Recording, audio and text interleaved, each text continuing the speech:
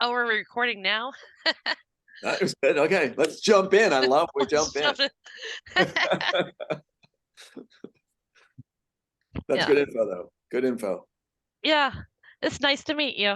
Nice to meet you too. I hope you're clipping out the beginning of this and we can't hear you.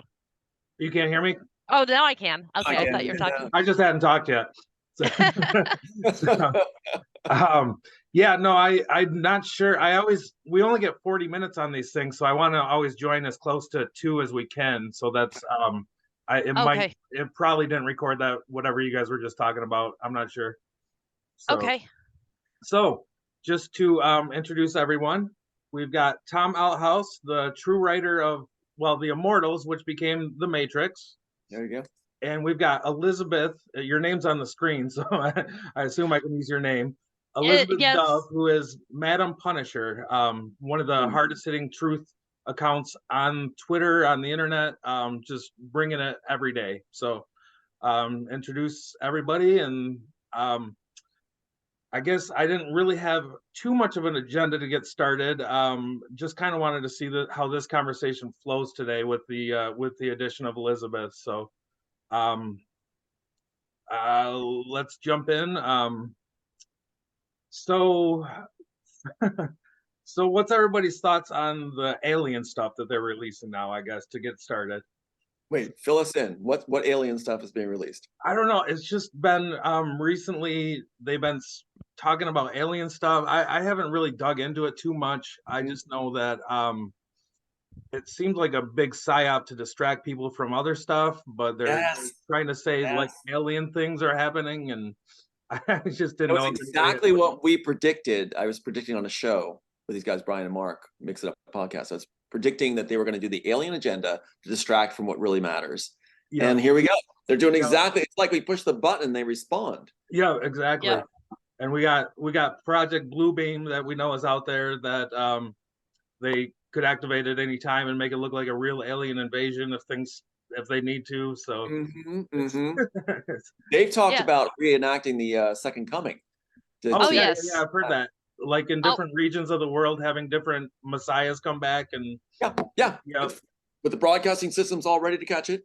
What was interesting is that at one time NASA was hiring theologians. That's an interesting word. No, they were hiring ministers and priests. And not just like one or two. I mean, we're talking about dozens of them. Wow. This is NASA. Wow. Yeah. Chapel on the moon. Yeah. Wow. We all know Operation Paperclip got a lot of those Nazi scientists went to NASA. That's right, Brown and rest. And also that idea where they just reconstructed the actual replica of the temple. Temple or something way back at the inner sanctuaries. Yeah, they actually brought the most nefarious. Yeah, the most nefarious players did it. Yeah, they want to control. They brought the red heifers in already, apparently, and that's all biblical predictions that when things go really bad, that will be after the third temple is built. So another interesting thing, and I know it's not biblical, but it is interesting. We'll just say interesting. The Temple of Baal is actually a place. There is a Temple of Baal, and the like in Lebanon, I believe, and it was destroyed by ISIS, or destroyed. I say that in air quotes. That's what was reported. Right. In 2015. A few years ago, they started recreating the arches from this temple and putting them like in London, putting them in New York. I mean, like transporting them around, but they were replicas. They were same size and everything. Wow. Russia has vowed to help rebuild the Temple of Baal. Whoa. Oh, wow. God. Well, this is really wild because I was told they stuck me in my own movie, right? And therefore, if we're immersed in that movie and that's by their doing, then they're on our turf. They're in our world. They're in our visionary realm. So I really think it's amazing that they're giving us the power to steer the narrative. And they call all the time these different contexts and say, we're fans of your work, and being groomed to be on the inside at the time. It's our game. It's our board right now. And they call it a chessboard. And they say, we're winning the chessboard. I have Disney context saying, you're winning the chessboard, chess game. This is great. I mean, it's like, you know, and then the ending of this, where the Wachowskis said they want to keep the exact same ending, is about the faked second coming. And they kept the same ending with identical figures facing off and the little girl with the pulse wave, you know, renewing her life and pointing the sun. They just handed us everything. We have the power. It may just end up that they just end up saying, here's our resumes. We want you to lead the way, you guys. And this is such a great right here. The three of us right here, what we know right now, the knowledge we have, even though they shadow ban it like crazy, it's like we know what's going on. We have the puzzle pieces together that could create a whole picture. That's cool. Yeah, definitely. Very cool. And some of the latest updates too that are leaking our way are just like, what? Derail a lot of the movements. I mean, I don't know if I should drop this bomb right now, but yeah, one of the big ones where they're using my work in particular, not to toot a horn, but this was used for the transgender movement. Now they're saying, Larry's saying years later that, oh, by the way, this was about transgender. No, it's not. This isn't about transgender. There is the scene here. I can read to you where transgender comes from in this. And why Warner the Wachowski brothers sure took it literal. Yeah, they did. I can read you the actual part where it comes from because they lifted every image they thought was cool, you know? But before I get to that, I want to hear more from the Punisher too. As I've never met you, and this is so cool. I really respect Joe, and it's like Punisher's my big bro. I'm Lizzie for everybody just calls me Lizzie. But yeah, no, what do you want to know? Your passions, platform, your successes, what you're working on, and your vision. I write.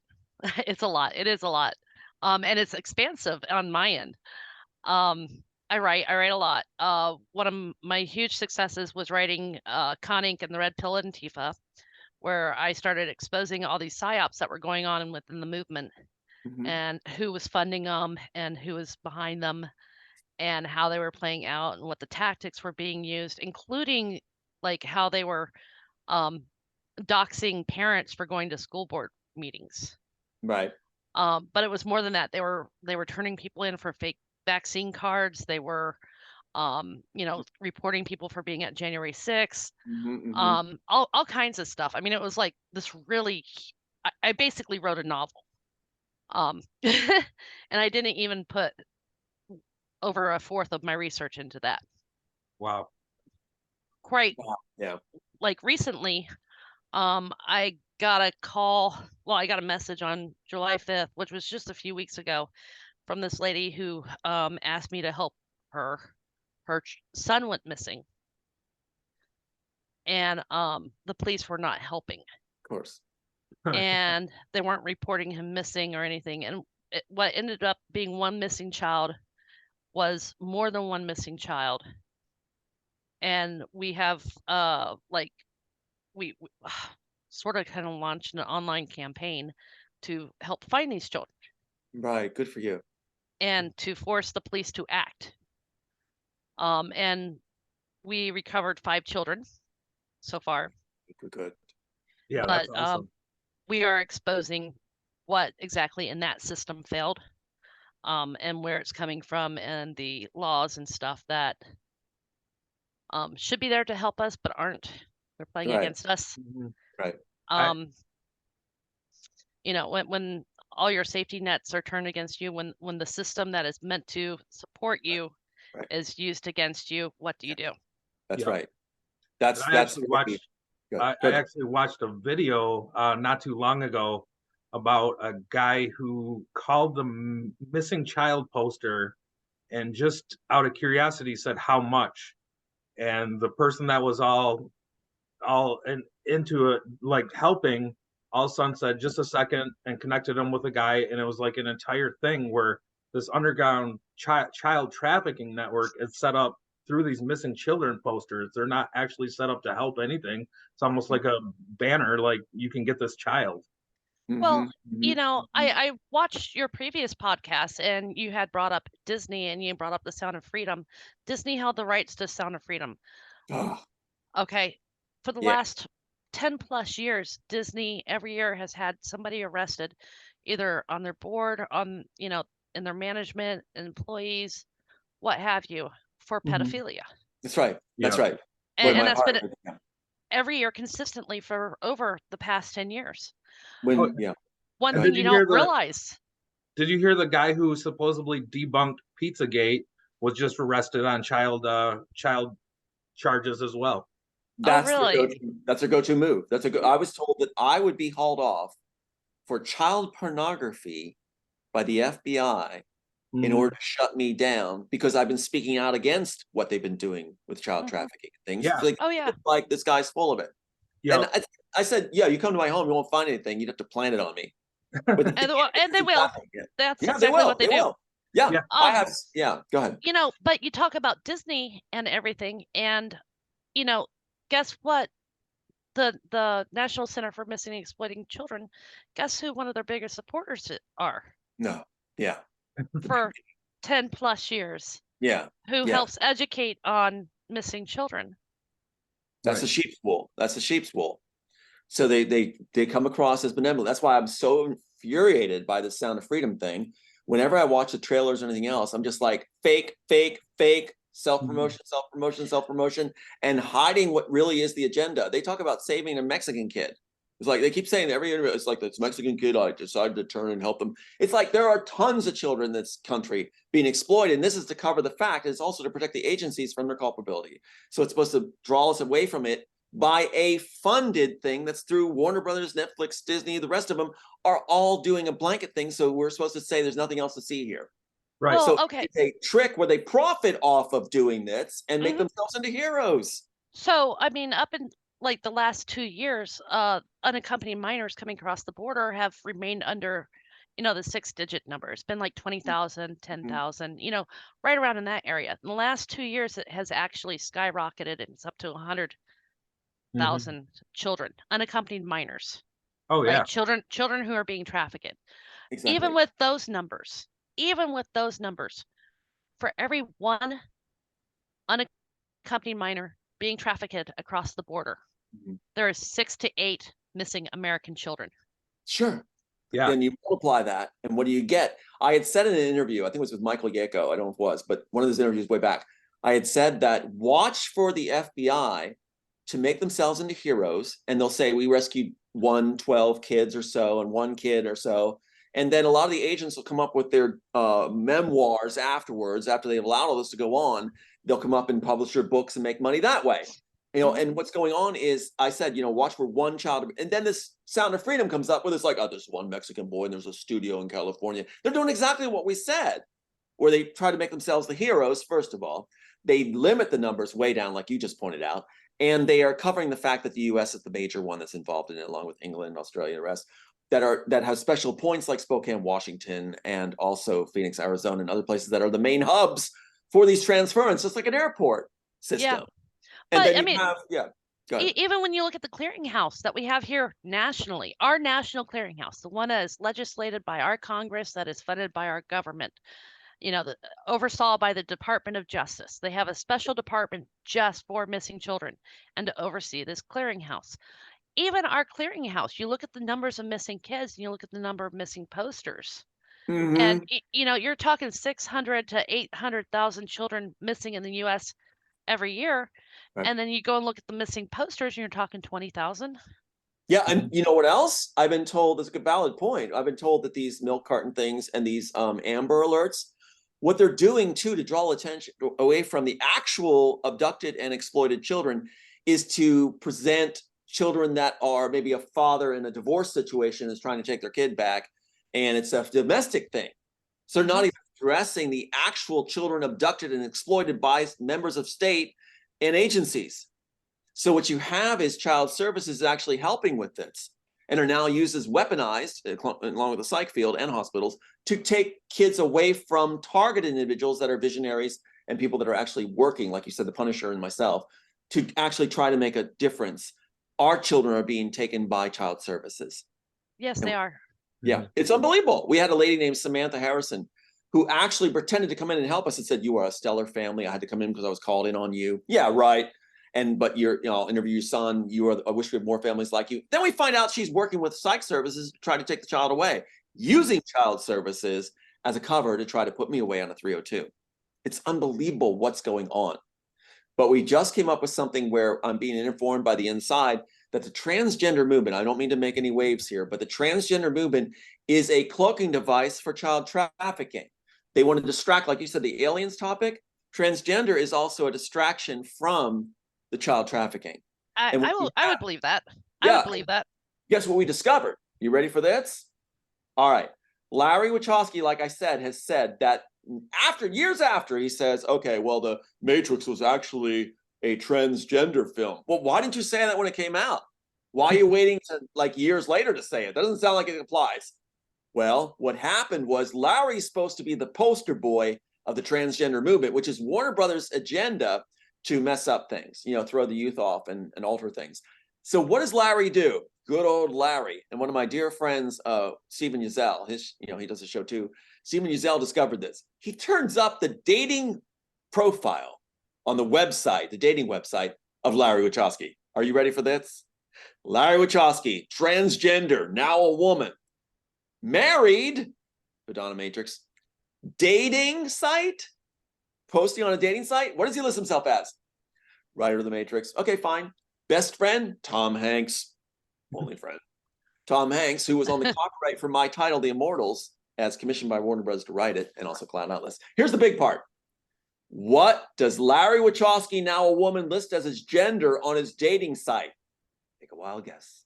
I'm going to guess male. Yes. He's listing himself as a man.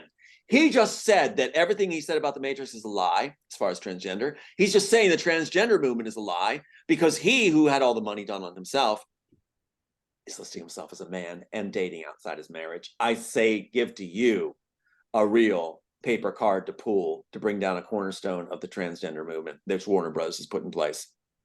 And I want to read to you where it comes from. Keep in mind, the screenplay, they say they lifted all the images they thought were cool, reverse engineer it, lifting all the images they thought were cool into what fans know is a visual storyboard. Then the fight choreographer, from the main fight choreographer, I'm having trouble with that word, on Matrix, told me that the script was used in one hand by the Wachowskis, the storyboard in the other, to make it up as they go along, quote, and there was a 20-foot rule that you're fired if you're within 20 feet, seeing this on site. Plus, Larry wasn't on set with Matrix 2 and 3 being done. He was off with his dumb Matrix in San Francisco. He was too depressed to be there because he was depressed about the woman thing. So what is the particular one here that they lift for transgender? And I want to read it to you real quick, and it's very brief. Jim was Neo, right? Jim Reese, the name character that Keanu Reeves read on set, Jim Reese, is actually used in Terminal List on Amazon's Terminal List, released now as #1 show, basically. Jim Reese, same name, they're mocking. So Jim draws the curtains. He sees Lorraine, who's part of the Trinity. There's 3 love interests in Matrix in the original work. So that's why they call her Trinity. More Easter eggs. Noticing the picture of Julie in his hand. She died many years ago. Lorraine, she's beautiful. Jim, Lorraine, if you will have me, I never want to go. He is now in the short lifer city, cut from the program, right? A tear forms on Lorraine's cheek as she smiles. She turns away from him. Lorraine, I won't blame you if you go. My classmates and I kept being raped. We made sure it could never happen again. Lorraine lifts her skirt and turns to Jim, showing a massive scar tissue between her legs. Lorraine, this is why they leave us alone now. Jim holds her. I think that's kind of emotional. I think it's kind of important to know where it actually comes from. And look how that's lifted to do the opposite of what it's intended. This is about saving children and the horrors they go through, turned into a transgender movement by Larry Wachowski, using this work to save his career. And this is the 1998 version used on set in 99. Huh. It's nice to know the origins of everything. And if we resurrect the original authors of all these different pieces from Gravity, Kill Bill even, all these people at Avatar, contact me and let me know their work was taken also. But since the Wachowskis stuck my high school birthday, dad's name, fiance's birthday, my marital status, Washington, D.C., the capital city, which is the one that my character goes to, TA 4099 in the column, all this in the first graphic shot in The Matrix, I think it says that that's why other authors are coming to me, because the Wachowskis were so arrogant, they put all my information in the first graphic, in the first scene shot, the first scene I wrote. Let that sink in. So we have a way, they're afraid of what? What's the inside afraid of? They say it's a chess game, right? You're winning the chess game? Our influence. That's what they're afraid of, our influence. These voices right now, our 3 voices together, even if it was shadow banned to 10 views, they freak out. The Game of Thrones says that if 10 people see it, it becomes beyond a story. It becomes a ripple that goes on that can't be stopped. That's how they view it. So they shudder and shake at 10 views even. Yeah. No, well, we have ways of reaching far greater audiences than what we actually have. Yes, indeed, we do. And Joe, thanks for hosting this, by the way. Oh, my pleasure. I was excited, and I was excited that Madam Punisher could join us, because her and Pun followed me on Twitter, and it was like the coolest thing ever, because they're like out spitting truth every day, and I'm just like a guy in a house here. I'm trying to do my best, but you say that, and you got to realize we are just normal people. Yeah. I'm sitting here. My desk is actually, I have my bedroom. I have a big bedroom. So I have my desk in my bedroom by my window. It's just normal. I have a dog. I put my pants on one leg at a time. Yeah. It's just when Q and the Anons were such a big thing, and now they've labeled it as QAnon, which doesn't actually exist, but it's Q and the Anons. I remember Punisher being on, and then he'd get kicked off, and he'd have to start a new account, and then he'd get that account huge, and then he'd get kicked off again. And that was happening to so many of the Anons that were actually doing real research. And luckily, and now we're finally getting those stories out. Now those stories are sticking. It's not just like a few people reading them. Now those stories are, I mean, my God, we're getting them reprinted in actual newspapers, and RSS feeds. They're coming up there. It's grown. It is. Yeah. Something's happened. Something's turned around. There's conflict within the inside. There's conflict on the other side. Within, they'll call often and say, we're fans of the work, and they'll tell you things. So like how I found out that information stuck in the first graphic, that was insiders. So insiders are torn which way to go. The more we succeed together, the more they want to jump ship and join our ship. So the world's going to change peacefully by people looking for opportunity from the inside, wanting to switch. But I hope I didn't cut you off, Punisher. No. Lizzie, I call you Lizzie. I'm just Punisher, but Lizzie. Okay, Lizzie. Lizzie. No, and a friend of mine by the name of Dodger, he's a meme smith. He makes, he's the next Norman Rockwell. Cool. Seriously, it's just that good. And he says it's a cultural war. Art will save the world, and in a way, he's absolutely right. But in a way, he's kind of wrong, because it does go hand in hand with, the things that, like I do and others do when we research, because we're digging this up. But then they're the ones who tell the story in a way that everybody else can digest. Yes. And we also need need people in the legal sector and the psych field to stand up and start protecting those that have the courage to come forward and blow the whistles. I'm tagging this on because it's about culture, and you think of industry and things like that.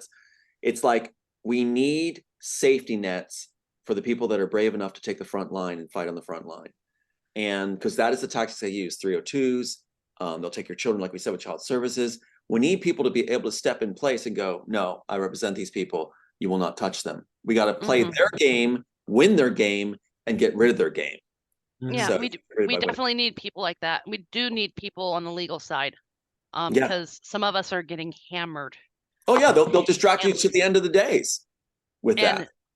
Just the legal fees alone are astronomical.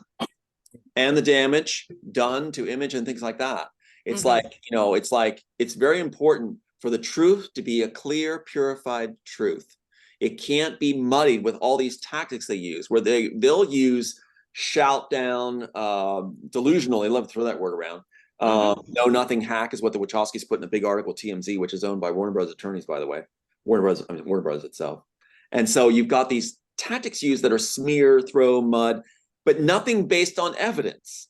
We're giving evidence, they're throwing mud. It's time for clarity in the process, where there's due process, and there's also enabling of critical thinking for audiences, where they can see evidence without all distractions being fired, which is how you open the show.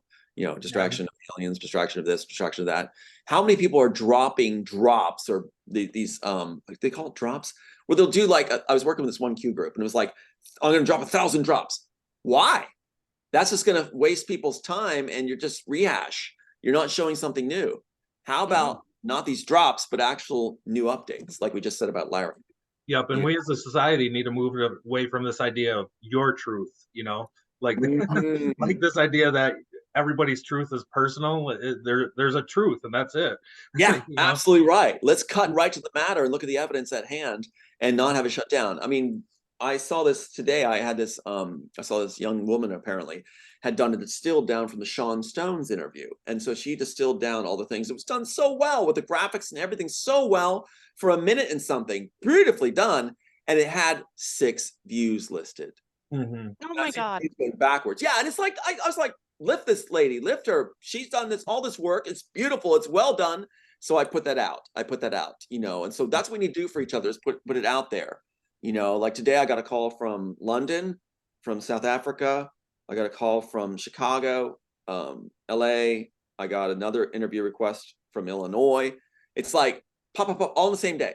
So it's taking off. So all I can do is they panic and try to shadow ban and shut down the numbers. But that's going to break soon. If we help each other and share, we're going to break through this. And they're in full panic. They are absolutely in full panic. Sort of like the what was it? The beer Bud Light that did the transgender thing, and then they're in full panic. Their staff, their PR staff. Yeah. Sky News, they lost like $30 billion because of that. So yeah. I mean, like it's just, you know, when Republicans boycott something, the company goes down, and when the left does it, like the Sound of Freedom, they tried to boycott that, and it's the #1 movie, or was at least. Yeah. Well, I'm hoping Sound of Freedom. I'm hoping it's revealed for what it is and the people behind it, what they're doing. They're profiteering. Yeah, I actually watched it. Yeah, I watched it, and with your information, I looked at it from a different side and realized that it really is it's a way to build up the agencies and make them look good without Yes, it's sterilized material, just like when I was at Pat Robertson's group. They always have this sterilized format that isn't about the truth. It's just trying to present images that'll steer people. And then make themselves heroes. That's exactly what's going on, and cover the agency's involvement. Right. Well, I mean, let's be honest here. You know, what did Sound of Freedom show that we didn't know already? Yes, you can watch the trailer, and that's enough. And I'm not buying into, you know, like it's profiteering or anything. I think it did a good job, and I'll go back to the example of, you know, the artist telling the story. You know, I think it did that. But there is so much more out there to this story. Yeah. It's not just about some kids down in Colombia. We have a major problem here in the United States. That's what it's supposed to cover over. It's supposed to, here's the deal. It's supposed to make you think, I know from the inside, I'm told, it's supposed to make you think that the problems are outside. The agencies want that. That the agencies actually can't do anything about it. Their hands are tied. They want you to think that. That it's only about a certain amount of kids. They want you to think that. What they don't want, and that's why I don't like Sound of Freedom, is it is not necessary. We can have other studios make the work, and they need to, instead of trying to profit off it. But Sound of Freedom is supposed to make you think that they're the heroes, and they're only ones that can really tell you. And the story's now told. That's it. Agencies weren't involved. Agencies aren't a problem in it. That it really isn't the U.S. The U.S. is fine. The kids hurting the U.S. need to have the truth out.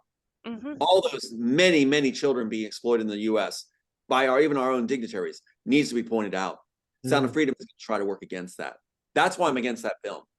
And when you talk to the guy's story, you know, he's fabricating a lot of his story. I know that. We have insiders telling us that. He's making it up. He's not the hero you think he is. They're making it up. And that's the truth. And so they did the same thing with A Few Good Men. A Few Good Men, Tom Cruise played the character way back, you know, A Few Good Men, where Jack Nicholson gets on the stand and tells, do you know that happened in my life? Where the actual attorney Tom Cruise represents in that movie was hired by the opposing firm Robertson used in my situation from A Few Good Men. And the same thing happened on the stand. This guy, Harry Sova, the doctor who's a pedophile, or sex ring, part of sex ring in Robertson's group. A lot of information being tossed here. Down at Jerry Falwell's group, got on the stand and started confessing everything like Jack Nicholson's character did. Yeah, we had these meetings. Yes, we did this. Yes, we talked about him. Yes, we did this. And they took a break. The guy from A Few Good Men, the actual attorney, was representing the Nicholson side. Wow. And had him take a lunch break. And the judge was like, don't talk about the case during lunch in the middle of his testimony. So he goes to lunch and they huddle over him, I'm told by this other attorney. They huddled over him and told him what to write. He comes back and the judge goes, okay, we'll continue on now with the case. And he goes like this. I understand the Jack Nicholson character wants to read a statement he wrote during lunch. Go ahead and read it. When I said this, I meant this. When I said that, I meant this. The actual Few Good Man attorney is the one that had him rewrite the Jack Nicholson. Oh, wow. Now think of that and think of Cry of Freedom. That's what's happening in Cry of Freedom. The actual guy that's based on is not a good guy. The actual guy it's based on is covering for the agencies. The actual guy that's based on is a lie, making sure that children aren't going to continue to be exploited. Let that sink in. When you watch them in interviews and you watch the trailers, look how fake they look when they're talking. You can tell that they are just trying to be adored and to promote themselves. They tell it, and one of the ways you can tell is just like with Sandy Hook. They'll say the same story over and over as they've been told to say it. There was this little Mexican boy, and I didn't know which way to go. And in the studio, there was a studio in California, and I went there and I caught this guy with a studio. One Mexican boy at a studio. One Mexican boy at a studio. One Mexican boy at a studio. That's what they want you to believe. The guy is a fraud. I know it from the inside. Sound of Freedom is a lie. But we need to get the message out for the children. We need to get the message out for what's really going on. We need Sound of Cry of Freedom or whatever it's called, American style. We need the American Cry of Freedom for all the children in America, with the agencies pointed out that they are the evil ones in this. That's the Cry of Freedom I'm going to go see. I'm not going to waste a dime on this phony one. Yeah, and we need to point out our major politicians for these multi-$1,000 hot dog and pizza parties they're having and all that kind of stuff. That's right. And again, with you, Joe, who is the sponsors behind Cry of Freedom? Disney, Netflix, Warner Brothers, the pedophiles. That's the one making it. I want people to get that. Turn that off and let's have what's really made. Watch the trailer, you'll get enough. Like you said, what we need to do is bring forward the true story, which they're trying to shut down by bringing Cry of Freedom first, and get money from it channeled to them instead of money channeled to actually a work that would actually reveal what's going on with the agencies involved. Does that make sense? It does. We're down to 5 minutes. So I just hogged that. I'm sorry to hog that. Go ahead. You guys you're fine. No, you're fine. Yeah. Anything you want to throw in there, Elizabeth or Lizzie? Well, I mean, like I said, I don't know if they're good guys. I don't know if they're bad guys. That's not what my focus has been. I do believe that everything will come out in the wash at the end. It will. You know, I follow rabbit holes, and I go to some very, very, very dark places, and I guess you just have to say, you know, if you want to be around children, right? And you want to be around children, you know what I'm saying by that? Yeah. You go where the children are. Right. If you want to be around human trafficking and child trafficking, you put yourself into those scenarios. Right. You know, you go to where that industry is. Right. You work with the people who do it. Right. And I've got to say, I am not impressed with the people who are supposed to be protecting our children. Yes. I am actually quite disturbed by some of the things that they come up with. I had a revelation today, and it made me sick to my stomach. And it had to do with Bill Gates and a whole bunch of other people who are directly related into this thing. And there used to be a program called one laptop or one computer per child, or one laptop per child, right? And they were sending these computers overseas, and like they were very durable. They were like military grade. The kids called them bunny ears because they had antennas that looked like bunny ears. Okay. But I mean, like, you could get them wet. They could be in very dusty, dirty environments. You know, they didn't have to have electricity, you know, outlets and whatnot. You could solar charge them, you could crank them. You know, they were very, very, very durable for intense environments. And one of the things that they did to protect the child was they programmed them to be biometrically tied to that child. Okay. If that child wasn't there and interacting with it every so often, it would shut down completely. Okay. And they were tracking them. They were tracking them. And I had the realization, oh my God, these people who funded this thing, they were all pedophiles. They were tracking third world children through these laptops. And they can see them through that. Yeah. Yeah, that's how they work. You're absolutely right. I was given a phone by the attorney who had an unlicensed to practice law that was throwing our case, that threw our case, and he gave me a phone to carry. Tracking devices. That's what they do. Why give me the phone to carry and then want it back later? It's like it's a tracking device. It's a tracking device. Yeah. Or it could be a recording device too. You never know. Yeah, that too. Yeah, that too. You can hear and yeah. You know. Thank you for what you're doing too. And it's Joe's show, but thank you guys for what you're doing. For and allowing me to spiel my opinion too of what I've been told. Well, so without judgment, but thank you. I saw your earlier interview and I'm like, yeah, this is a, you know, nobody knows about this podcast. I think this is your second one. Is that correct? Yeah. Just a second. We're planning on doing that probably every other week or so. But people are gonna find out about it now. But you know, I saw the original interview and I was like, that was interesting, and I had to come talk to you, both of you guys, because I was like, they're touching on things that I'm actually writing about, and we didn't get a chance to get to them this time, but I do want to follow up. Yes, definitely. We're at less than a minute now, so if you would want to, we'd love to have you back with us, and we can do this again in maybe 2 weeks or so, and pick up from here. Oh, absolutely, absolutely. Yeah, you just let me know. Okay, sounds great. Yeah, we'll. I'll go ahead and close this one out because we're about to stop recording anyway. But yeah, it was amazing to have you both, and hopefully we keep getting the word out. Absolutely. Thanks for having us. I appreciate the passion, your passion too. Thanks, guys. Yeah, have a great one.